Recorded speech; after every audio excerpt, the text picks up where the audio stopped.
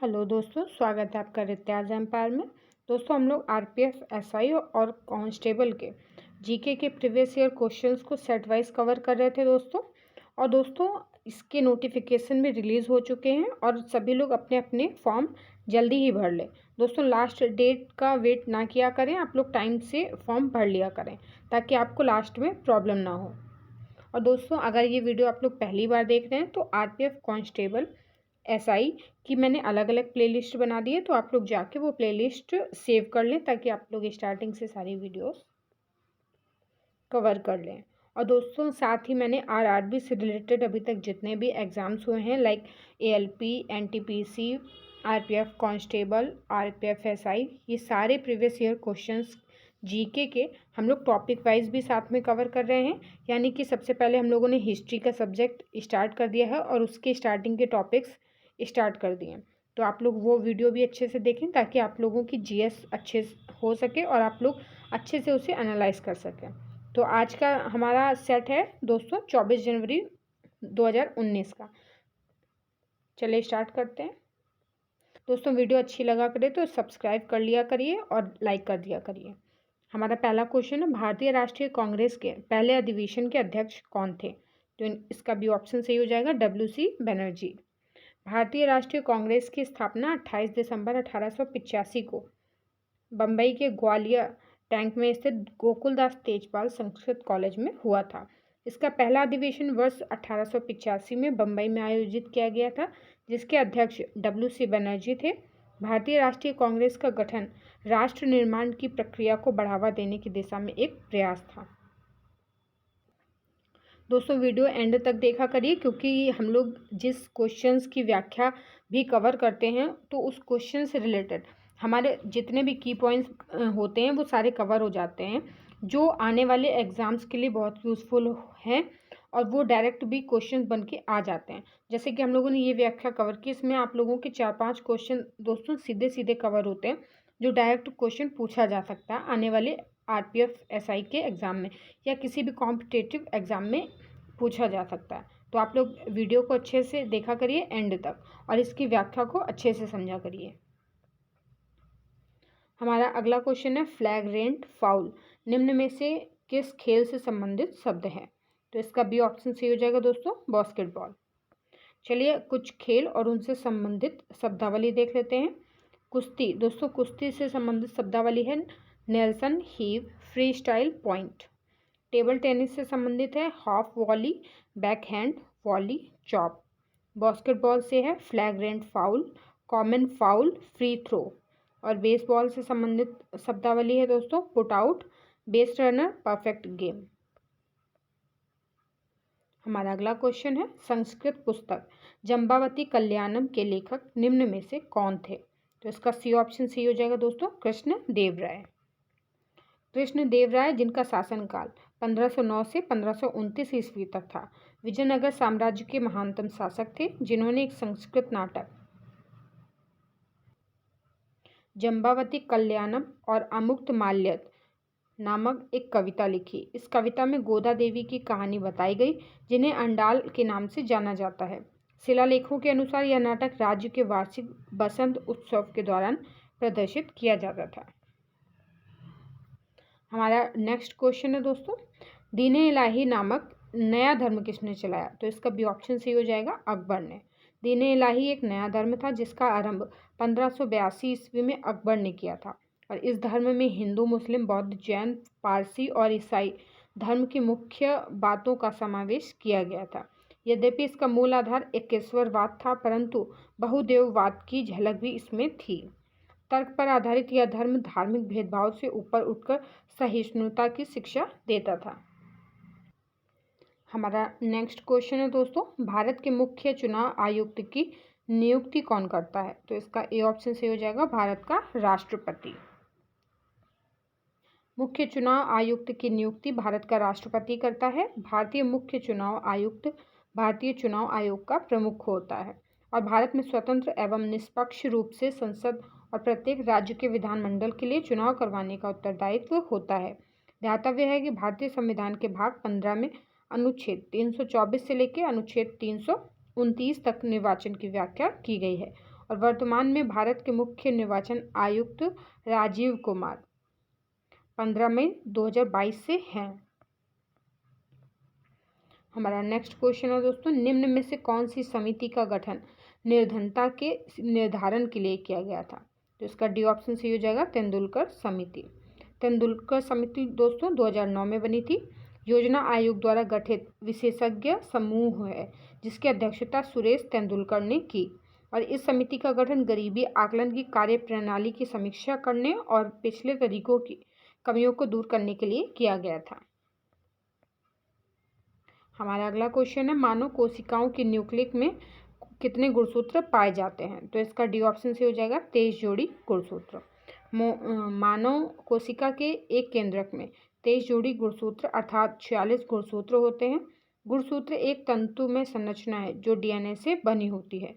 प्रत्येक मानव में 22 समान जोड़ी गुणसूत्र और 23वां जोड़ी लिंग निर्धारण करता है, जिसे लिंग गुणसूत्र के नाम से जाना जाता है।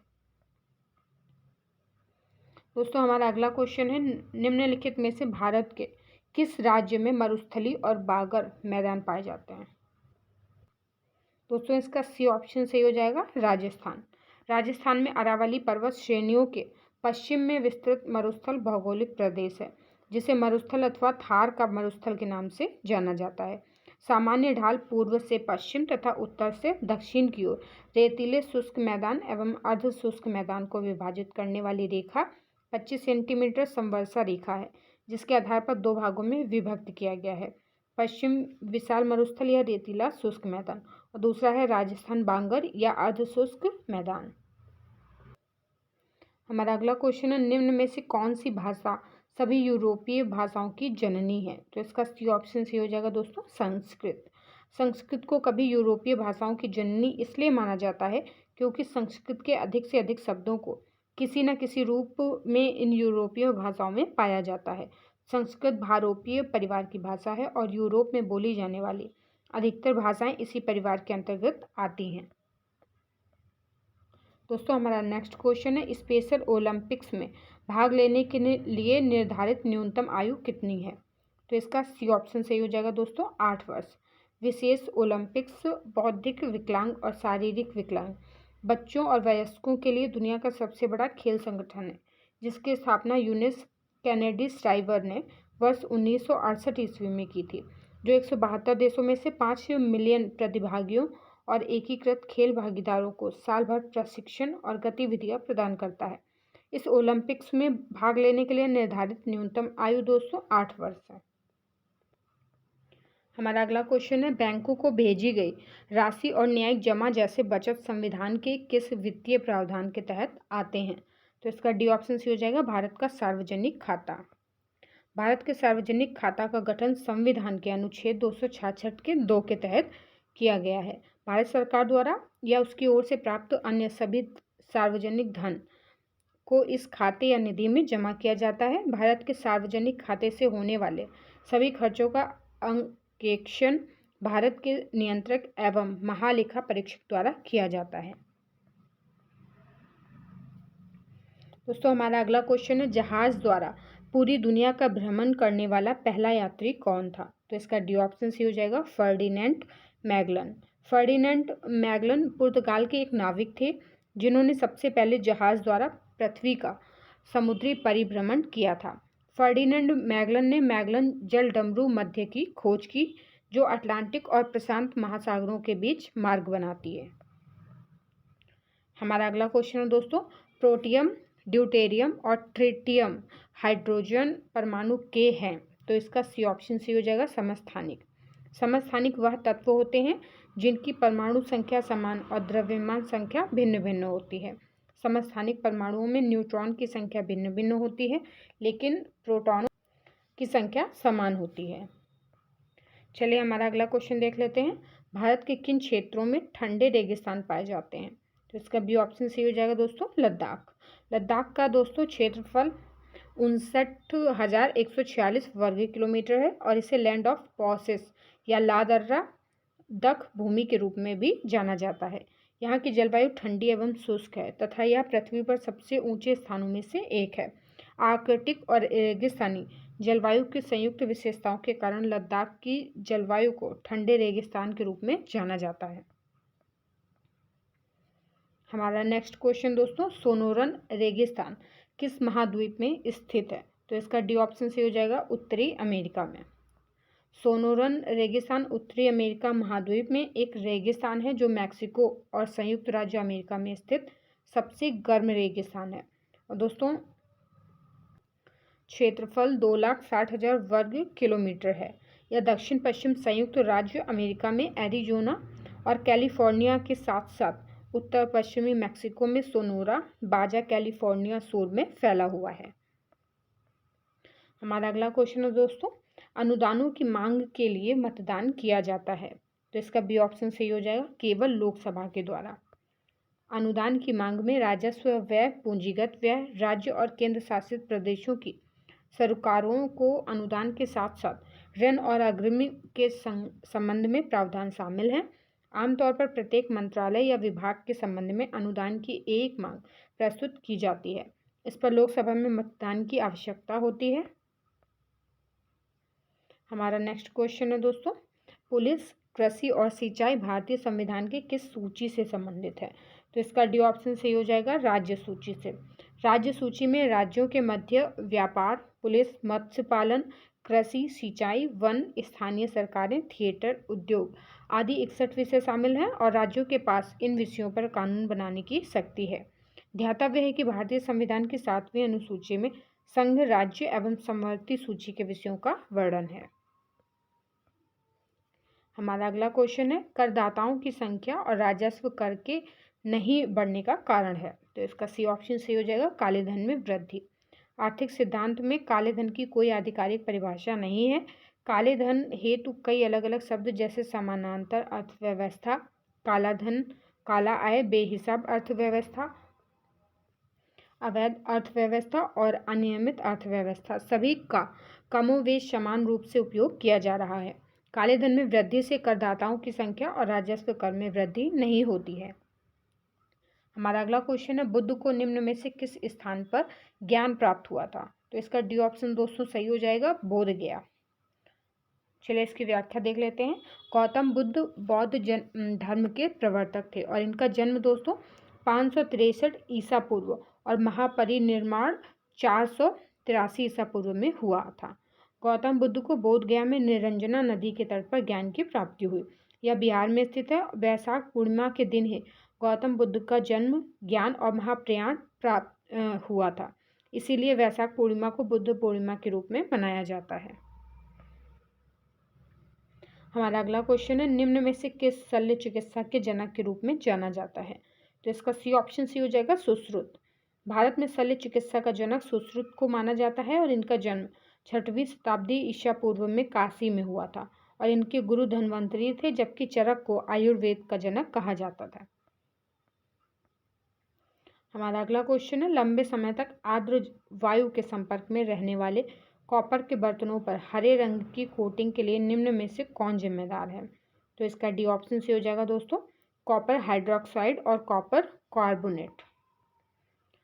जब एक तांबे के बर्तन को लंबे समय तक नम हवा के संपर्क में रखा जाता है तो इसकी सतह पर एक हरे रंग की परत विकसित हो जाती है और इस प्रक्रिया को तांबे की क्षरण कहा जाता है। हरा पदार्थ कॉपर हाइड्रोक्साइड और कॉपर कार्बोनेट का मिश्रण होता है। हमारा नेक्स्ट क्वेश्चन दोस्तों, अप्रत्याशित स्थितियों में राष्ट्रपति द्वारा उपयोग किया जाने वाला फंड कौन सा है? तो इसका ए ऑप्शन सही हो जाएगा, भारत की आकस्मिक निधि। संविधान के अनुच्छेद 267 के अनुसार संसद को एक निधि स्थापित करने की शक्ति दी गई है और इस निधि को भारत की आकस्मिक निधि कहा जाता है। यह एक ऐसी निधि है जिसमें संसद द्वारा पारित कानूनों द्वारा समय समय पर धन जमा किया जाता है और यह निधि राष्ट्रपति के नियंत्रण में होती है तथा देश की आकस्मिक जरूरतों को पूरा करने के लिए राष्ट्रपति द्वारा इस निधि से सरकार को धन उपलब्ध कराया जाता है।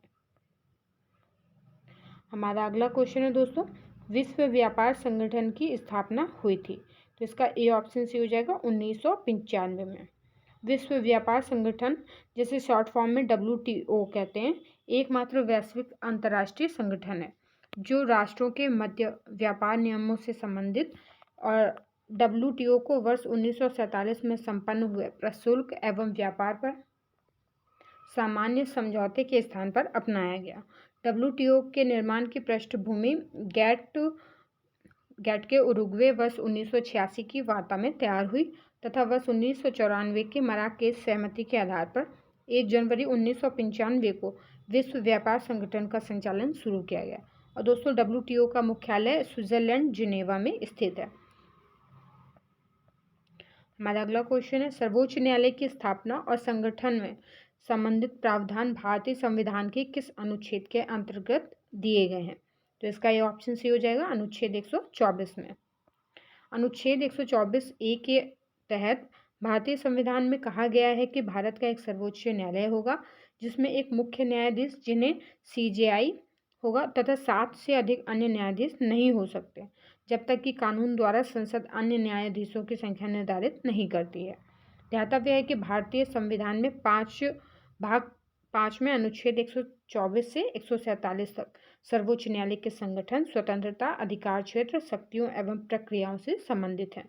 वर्तमान में सर्वोच्च न्यायालय में मुख्य न्यायाधीश सहित कुल 34 न्यायाधीश हैं।